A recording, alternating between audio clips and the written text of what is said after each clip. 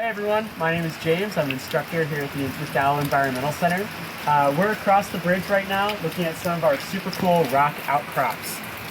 This right here is the Pottsville sandstone. And I can tell that it is sandstone because when you walk up and touch it, it just feels like sandpaper. If you look closely, you can see that it's made of individual grains of sand stacked on top of each other and squished down really tightly. Right here, we've got what we call a massive piece, which means it doesn't have a lot of features on it. So a feature would be any of these lines, any of these kind of incurves, indents right there, anything that stands out to us as being a little bit more interesting. Above this massive feature, we have something called crossbeds. That's all these lines that are sloping down, and you can actually see it on this whole rock face, all pointing in the same direction. A question that geologists ask a lot is, where did this rock come from?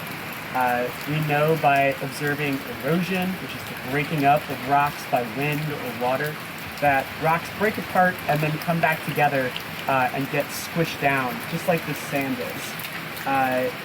For this sandstone, the running hypothesis right now is that it was deposited by a really large river system that is interconnected and moving kind of like that out of the Appalachian Mountains. Some of the evidence for this are these crossbeds right here. Each one of these crossbeds is essentially like a sandbar, like something you would see at the beach, or if you were out by a sand dune, or anywhere where wind or water is moving sand. Each one of these represents kind of one sandbar, and then another one gets built on top, and then another one, and then another one. So actually, by looking at these crossbeds, we can tell which direction the river or the wind or whatever was depositing this sand was blowing or moving.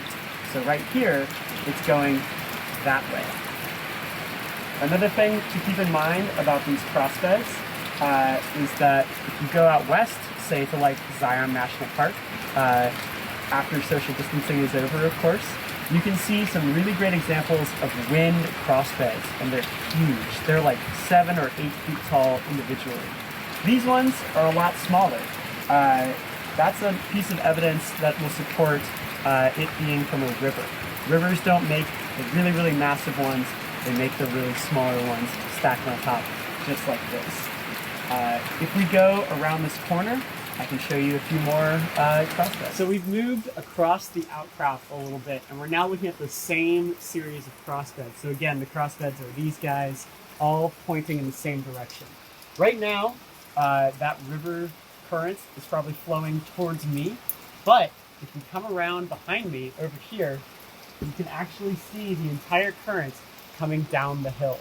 This is a really cool outcrop because it is in 3 dimensions. Usually we just get to look at it like a piece of paper, but right now we're getting to see all 3 sides of it. Another thing you might notice about this sandstone is there's a lot of water coming off of it. We just had a really big rain last night, but sand is just kind of like our good friend SpongeBob. It's yellow, absorbent, porous, not in that order. That allows water to run through the sandstone, and why there's so much moss along what we would call the joints between 2 pieces of sandstone. So there's space right here, there's space right here. Water's able to move through there and support all the great biodiversity that we have here. Thanks so much for tuning in. If you enjoyed this and you want to find some more rocks, check out your backyard. If you have any cool ones there, take some pictures of them and send them our way. We will do our best to name them and let you know some more facts about them. Thanks so much. Bye.